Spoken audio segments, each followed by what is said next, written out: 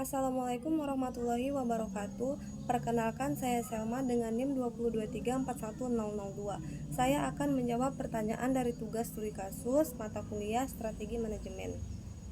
Yang pertama, apa yang Anda ketahui mengenai Balance Scorecard? Balance Scorecard adalah sebuah alat manajemen strategis yang dikembangkan oleh Robert Kaplan dan David Norton. Balance Scorecard digunakan untuk mengukur dan mengolah kinerja organisasi secara menyeluruh, tidak hanya dari aspek keuangan atau jangka pendek, tetapi juga dari 4 perspektif utama. Yang pertama, perspektif keuangan, mengukur profitabilitas ROI dan efisien keuangan. Yang kedua, perspektif pelanggan, menilai kepuasan, loyalitas, dan nilai tambah bagi pelanggan. Yang ketiga, perspektif proses bisnis internal, mengevaluasi aktivitas proses internal yang mendukung pencapaian kinerja. Yang keempat, perspektif pembelajaran dan pertumbuhan, mengukur inovasi, pengembangan SDM, dan profitabilitas organisasi untuk beradaptasi. Pertanyaan kedua, berikan argumen dan pendapat Anda terhadap kasus di atas. Pendapat saya, kasus ini menggambarkan konflik klasik antara orientasi jangka pendek atau komisaris dan orientasi jangka panjang atau manajemen. Keinginan komisaris untuk memperoleh keuntungan dapat mengaruh pada keputusan yang kurang strategis dan beresiko mengorbankan pertumbuhan jangka panjang perusahaan. Sementara itu, penerapan balance scorecard oleh manajemen adalah kegiatan proaktif dan bijaksana untuk membangun keunggulan kompetitif yang berkelanjutan. Argumen saya, fokus jangka pendek bisa menciptakan keuntungan sesaat, tetapi merusak fondasi bisnis seperti SDM, kelelahan, kehilangan pelanggan setia, dan lain-lain. Yang kedua, balance scorecard mendorong perusahaan agar tumbuh secara seimbang, tetapi mengejar profit, tapi juga memperhatikan pelanggan, proses internal, dan pengembangan sumber daya manusia. Yang ketiga, tanpa strategi jangka panjang perusahaan bisa cepat untung tapi juga cepat runtuh. Pertanyaan selanjutnya, coba beri perbandingan antara jika menerapkan konsep balance scorecard dan tidak, berdasarkan dua pendapat pada studi kasus di atas.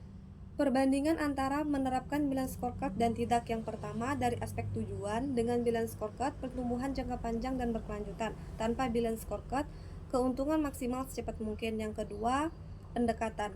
Dengan balance scorecard holistik, mencakup pelanggan, sumber daya manusia, proses, keuangan. Tanpa balance scorecard, fokus tanggal pada aspek keuangan. Yang ketiga, risiko. Dengan balance scorecard butuh waktu dan komitmen, hasil tidak instan. Tanpa balance scorecard, potensi kerusakan citra, kehilangan SDM dan pelanggan. Yang keempat, keuntungan. Dengan balance scorecard menciptakan nilai jangka panjang dan kompetitif. Tanpa balance scorecard, keuntungan cepat dan tidak stabil. Yang kelima, pencapaian target.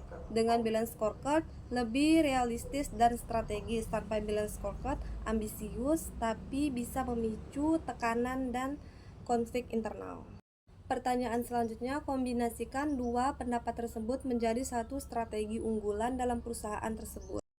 Strategi terbaik adalah mengintegrasikan kepentingan jangka pendek dan jangka panjang.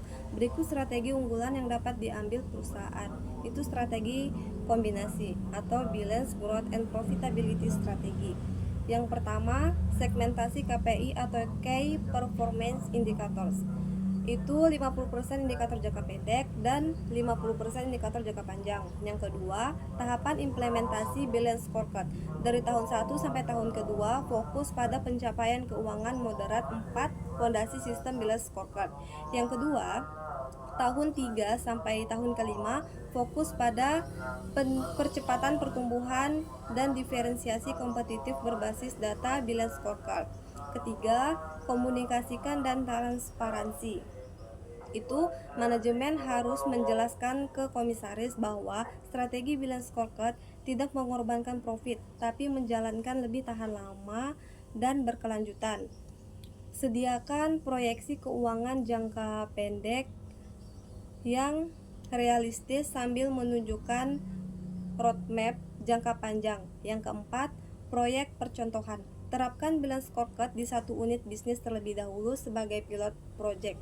Jika berhasil, diperluas ke seluruh organisasi. Sekian jawaban dari saya. Jika salah kata mohon maaf. Saya akhiri. Wassalamualaikum warahmatullahi wabarakatuh.